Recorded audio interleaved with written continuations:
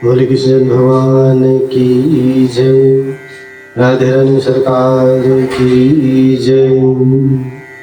अथ श्री अधिक मास पुरुषोत्तम मास एकादशी व्रत कथा। परमा एकादशी व्रत। एक समय श्री युधिष्ठिर जी बोले भगवान से, हे जनार्दन, मलमास के कृष्ण पक्ष की एकादशी का क्या नाम है? उसके व्रत की विधि तथा महत्व क्या है? हे केशव, यह सब मुझसे विस्तार पूर्वक वर्णन कीजिए। तब भगवान कृष्ण बोले, हे राजन, इस एकादशी का नाम परमा है। यह मनुष्यों को मोक्ष, भोग तथा आनंद देने वाली पवित्र पापनाशक है। शुक्ल पक्ष की एकादशी के समान ही इसकी विधि है। भक्ति पूर्वक नरोत्तम भगवान का पूजन इस एकादशी में करना उचित है। यहाँ पर मैं एक मनोहर कथा जो काम्पपल्ले नामक नगर में हुई और जैसी मैंने सुनी वैसी मैं तुमसे कहता हूँ। इस नगर में सुमेध नाम का एक अत्यंत धर्मात्मा ब्राह्मण रहता था। इसकी स्त्री भी अत्यंत पतिव्रता थी, परंतु भाग्यवश वह अत्यंत दरिद्री थी। अनेक मनुष्यों से भिक्षा मांगने पर भी उसको भिक्षा नहीं मिलती थी। इस कारण भली प्रकार से भोजन, वस्त्र और रहने का स्थान तक भी नहीं मिलता था। उसकी स्त्री अपने पति के साथ अत्यंत कठिनता से जीवन निर्वाह किया। कई दिन वह केवल उपवास ही कर के रह लेते थे। उसकी पतिव्रता स्त्री स्वयं भूखी रहकर भी अतिथि सत्कार अवश्य करती थी, मगर अपने मुख कमल पर कभी मलिनता, दुख नहीं आने देती थी। साथ ही अपने पति से कभी किसी वस्तु की याचना तक भी नहीं करती थी। यद्यपि उसका शरीर दिन प्रतिदिन दुर्बल होता जा रहा था। इस प्रकार अपनी स्त्री के दुर्बल शरीर एवं घर में अन्न का अभाव देखकर वह सुमेध ब्राह्मण एक दिन अपनी स्त्री से कहने लगा कि हे प्रिय, यदि मैं किसी श्रेष्ठ मनुष्य से धन मांगता हूँ तो मुझको कोई कुछ नहीं देता। मैं क्या करूँ, कहाँ जाऊँ? बिना धन के घर के कार्य सिद्ध नहीं होते, अतः मुझको विदेश जाने की आज्ञा दो, जिससे मैं कुछ धन प्राप्त कर सकूं। बिना उद्यम के कार्य की सिद्ध नहीं होती। इसी कारण बुद्धिमान सदा उद्यम, व्यापार आदि करते हैं और उसकी सदा प्रशंसा करते हैं। पति के दुखपूर्ण वचन सुन करके वह सुंदर नेत्र वाली स्त्री नेत्रों में अपने अश्रु भर करके तथा दोनों हाथ जोड़ करके बड़े विनीत भाव से अपने पति से कहने लगी, हे स्वामी, यदि मैं कोई विद्वान पंडित नहीं, फिर भी आपकी आज्ञा से कुछ कहना चाहती हूँ, जिससे मैं आपकी और आपकी भलाई चाहती हूँ। क्योंकि विपत्तिग्रस्त मनुष्य सर्वदा यही कहते हैं कि मनुष्य को जो कुछ मिलता है पूर्व जन्म का दिया हुआ ही मिलता है। जो हमने पूर्व जन्म में जैसे कृत्य किए थे आज हमें वही प्राप्त होता है। बिना दिए हुए चाहे स्वर्ण के पर्वत मेरु पर चला जाए वहाँ भी कुछ नहीं मिलेगा। कि जो भाग्य में नहीं है, चाहे घर पर रहो चाहे विदेश में रहो, वहाँ भी कुछ नहीं मिलेगा। अपने पूर्व जन्मों में मनुष्य विद्या, धन या भूमि जो कुछ भी दान देता है वही इस जन्म में पृथ्वी पर उसे प्राप्त होता है। ब्राह्मण ने जो कुछ भाग्य में लिख दिया किसी जगह भी मिल सकता है। कि ब्रह्मा जी ने जो भाग्य में लिखा है वो कहीं भी मिल सकता है, बिना दिए कुछ नहीं मिलता। हे स्वामी, मैं आपके बिना क्षण मात्र भी नहीं रह सकूंगी।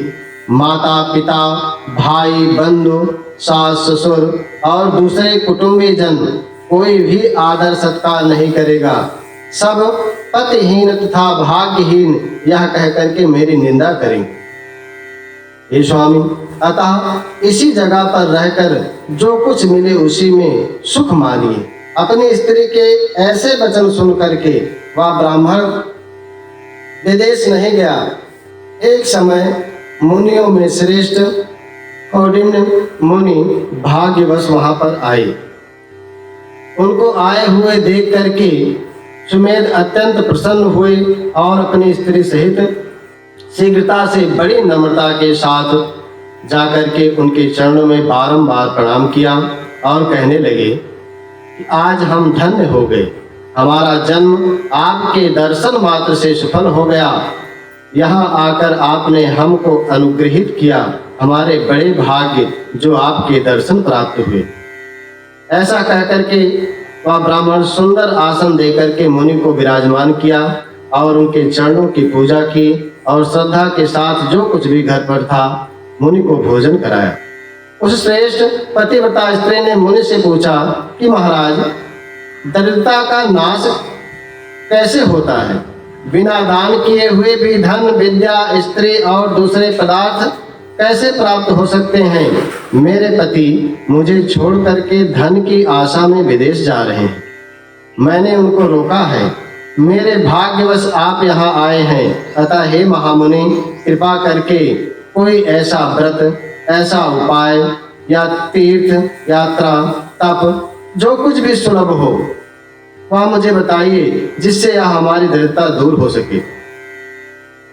उस सुशील के ऐसे वचन सुनकर के मन में सब पापों को, दारिद्र्य और दुखों का नाश करने वाले उत्तम व्रत का विचार करके मुनि कहने लगे कि हे सुशीले, मलमास के कृष्ण पक्ष भगवान को अति प्रिय भक्त देने वाली परमा नाम की जो एकादशी है, तुम उसका व्रत करो, उस दिन उपवास करो। उसको करने से मनुष्य धन, धान्य आदि से संपन्न हो जाता है। विधि पूर्वक व्रत और रात्रि में नृत्य, भगवान के गीत, नाम जप आदि जागरण करना चाहिए। इस व्रत को सबसे पहले कुबेर जी ने किया था। तब भगवान शिव जी ने प्रसन्न होकर के उनको धन का स्वामी बना दिया। फिर अपने पुत्र को बेचने वाले राजा हरिश्चंद्र ने किया तो अपना खोया हुआ राज्य और ऐश्वर्य, स्त्री, पुत्र आदि सब पुनः प्राप्त किया। अतः तुम भी रात्रि के जागरण सहित इस व्रत को करो।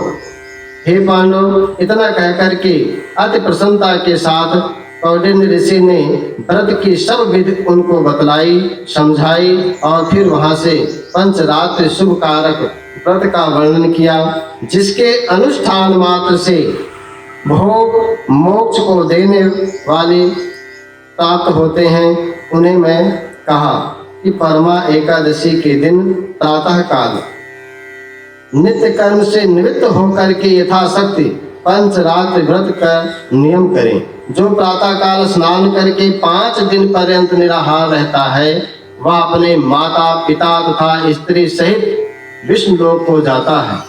जिसने 5 दिनों तक स्नान, दान आदि करके विधि पूर्वक ब्राह्मण भोजन कराया, उसने देवता, मनुष्य, राक्षसों सहित सबको भोजन करा दिया, ऐसा माना जाता है। जो स्नान करके 5 दिन तक तिल से भर करके पात्र का दान करते हैं, वह समस्त सुखों को भोग कर सूर्य लोक में आनंद करते हैं। जो घी का पात्र दान करते हैं और ब्रह्मचर्य में रहते हैं, वह देवांगनाओं के सहित स्वर्ग में आनंद करते हैं। कौंडिन्य ऋषि कहने लगे कि हे सुशीले, तुम भी अपने पति सहित इस व्रत को करो। इस व्रत के करने से अन्न, धन से युक्त होकर के अंत में तुम स्वर्ग को प्राप्त होगी। उस ब्राह्मणी ने कौंडिन्य ऋषि की बताई हुई विधि के अनुसार व्रत किया तथा 5 रात्रि के समाप्त होने पर परमा एकादशी का व्रत किया। व्रत के पूर्ण होते ही उस स्त्री ने एक राजकुमार को वहां आते हुए देखा। राजकुमार ने ब्रह्मा की प्रेरणा से सब सुंदर वस्तुओं सहित नवीन गृह दे करके उसमें उनका निवास कराया। तत्पश्चात उस राजकुमार ने 1 ग्राम उनकी जीविका के निमित्त दान दिया। मलमास की कृष्ण पक्ष की परमा एकादशी का आदर सहित व्रत करने से वह समस्त पापों से मुक्त होकर के अंत काल में भगवान विष्णु के लोक को प्राप्त हुए। जो मनुष्य मानव देह प्राप्त करके भी मल मास में एकादशी का व्रत नहीं करते, वह 84 लाख योनियों में भ्रमते हुए दुख को पाते हैं। मनुष्य देह अत्यंत दुर्लभ है। बड़े पुण्य के प्रताप से यह मनुष्य देह मिलता है। भगवान कृष्ण द्वारा कहे हुए इस महात्म को सुनकर राजा युधिष्ठिर ने अपनी पत्नी तथा भाइयों सहित एकादशी के व्रत को किया और अनेक भोगों को भोग करके अंत समय में वह भी भगवान विष्णु के वैकुंठ लोक को गए। श्री सूत जी महाराज कहते हैं कि और भी जो कोई मनुष्य इस पुरुषोत्तम मास की एकादशी को विधि पूर्वक और श्रद्धा से 5 रात्रि व्रत करेगा, वह इंद्र के समान भोगों को भोगकर अंत में तीनों लोकों में वंदित होकर भगवान विष्णु के धाम वैकुंठ को जाता है। इत श्री परमा एकादशी महात्म कथा। संभो श्री कृष्ण भगवान की जय। राधे रानी सरकार की जय। श्री कृष्ण गोविंद हरे मुरारी, हे नाथ नारायण वासुदेवा। श्री कृष्ण गोविंद हरे